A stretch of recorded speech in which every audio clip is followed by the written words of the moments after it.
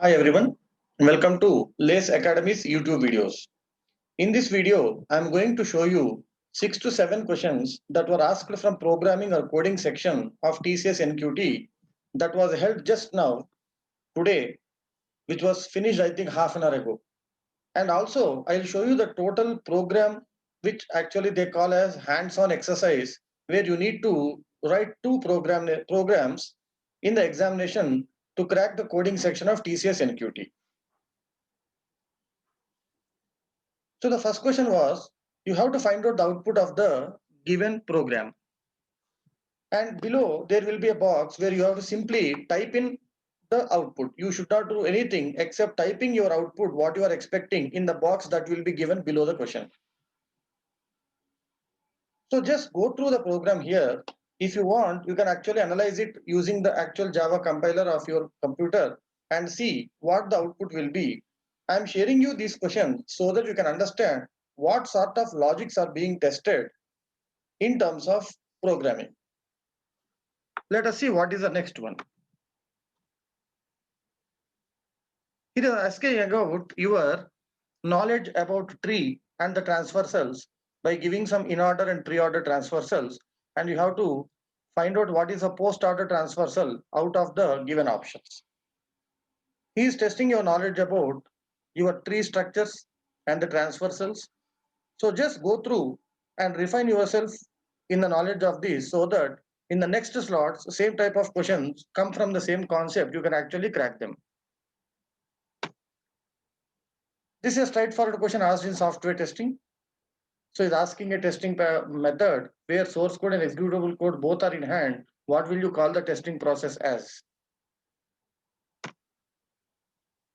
Select the precise options for the following scenarios. He has given two expressions. You have to see both the expressions and see which of the following options properly matches with the analysis. If you think second one will not insert the new line, but the first one will, select the first option. If you think both give the same result, second option, both give different results, third option. If you think first one will not insert the new line, but the second one will, then go for the fourth option.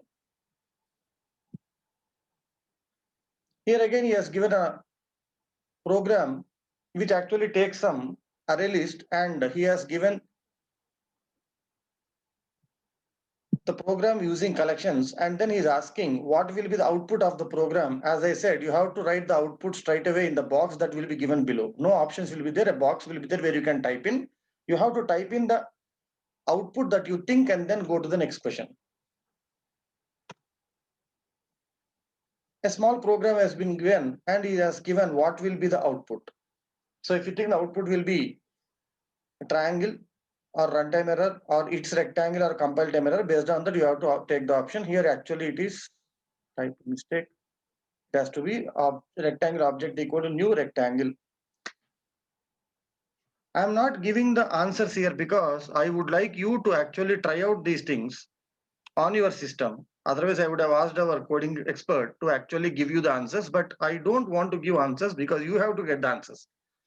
One, you can actually go through your concept notes and then find out what will be the answer, or practically the best option is try out on writing these codes in an actual compiler and see what will be the answers and then analyze why it happened. That will give you the knowledge that is needed for the next exam as well.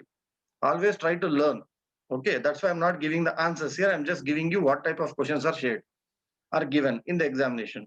This is only to make you understand what are the types of logics the examiners are trying to understand, whether the students know in the programming or not. So this is one of the hands-on exercise questions that was given. A fully automatic vending machine dispenses different types of products. In coffee, three types of coffee are there. In tea, there are 8 types of tea are there. In soups, there are 4 types of soups, and in beverages, 3 types of beverages. Write a program to take input for the main menu. These are main menu: coffee, tea, soup, or beverage, and the sub menu. In coffee, what is the thing you want is a sub menu. So coffee has 3 sub menu items, tea has 8 sub menu items, soups has 4 sub menu items, and beverages have 3 sub menu items. And display the name of the sub menu selected in the following format. Example: the input should be C. C actually, he says, enter the first letter to select the main menu. If you enter C, actually main menu coffee will be selected. One is the option out of the coffee, first option. That means the person is selecting espresso. If a person enters a tea 3, then in tea, third variety is being selected. Then ginger tea should come out, right? So you have to enter the first letter based on the main menu and the position or the number of the submenu which you want. So when I enter C and 1, first variety of coffee which comes as espresso should be displayed on the screen. The output should be welcome to CCD, enjoy your espresso. So here your submenu name, selected submenu name should come. Welcome to CCD, enjoy your espresso. So if I say T3, welcome to CCD, enjoy your ginger tea should be displayed. So that is what is needed. And if you input T9, actually there are only 8 varieties in tea. If you enter 9, which is not present, you have to enter invalid entry. Or you have to display invalid entry. So for this, you have to write a program. So what should you enter? You have to actually ask the person to enter a letter. This is one input and the number in the submenu, based on which you have to select this item that has to be displayed. Welcome to CCD and enjoy your is always same. Only this will be the submenu item selected. So this is a program to be written. I think this is one of the programs which can be written easily if you can think what is needed. Try to write the program and execute it in your compiler and try to remove the errors which actually the compiler shows. Then obviously your programming knowledge goes on increasing in practice. This is a hands-on exercise which is given in the second part. Same slot, second hands-on exercise. At an exam center, m number of students are allocated one classroom. Staff has made arrangement with n number of benches in columns, occupying space from left to right wall, given m equal to 10, n equal to 5. So total m students are there, 5 benches are there, right? So each bench can take 2 members like that.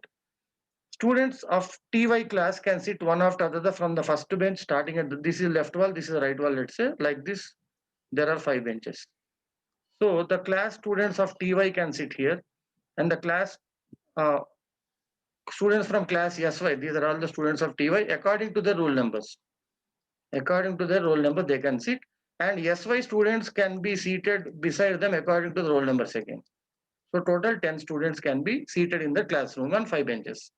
TY on the left side, SY on the right side. Few may be absent. And these students can enter the classroom in random. They need not come actually in the same order. So they can enter in random, like the input that we have to give for this array. Assume that roll numbers are in continuous range. So 1, 2, 3, 4, 5, 1, 2, 3, 4, 5, same range that both classes have. For example, you can pass the input values like TY01. If you input these things, these are the people who are present in the class. That's what it means. So what you have to display? You have to display the seating arrangement status at exam time. For example, if this is the input given, in TY class, only TY01, TY02 are present. SY01 is present. SY02 is not present. TY03, 04, 05 is not present. TY05 is present, sorry, because here TY05 is there. SY04 and SY05 are present. So there are some people who are absent. So he's saying absent should be marked at the place of the roll numbers missing. So here these people should be marked as absent.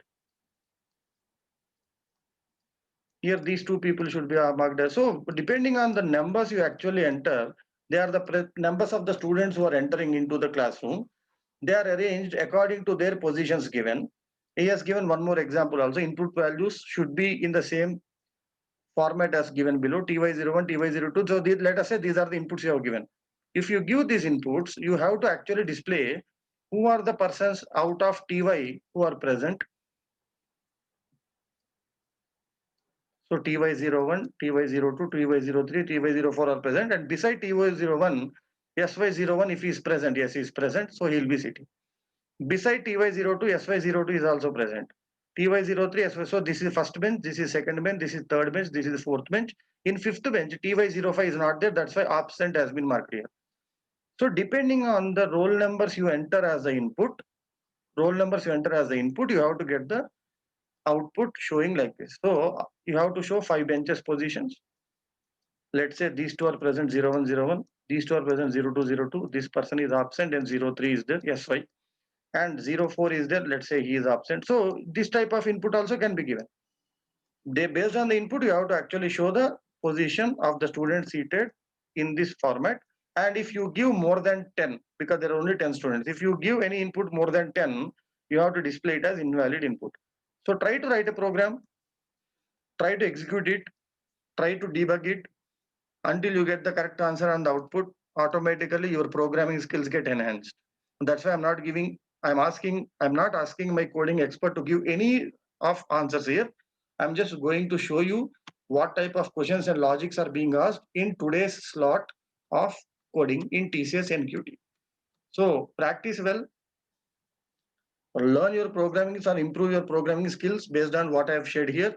Practice them. If you have examination today evening or tomorrow, you can actually practice these things. By then automatical same logics will be tested by using different programs. Logics will be same, programs will be differently given, but you know the logics, you know the coding basics, automatically you can crack that examination. So all the best for your examination. Thank you.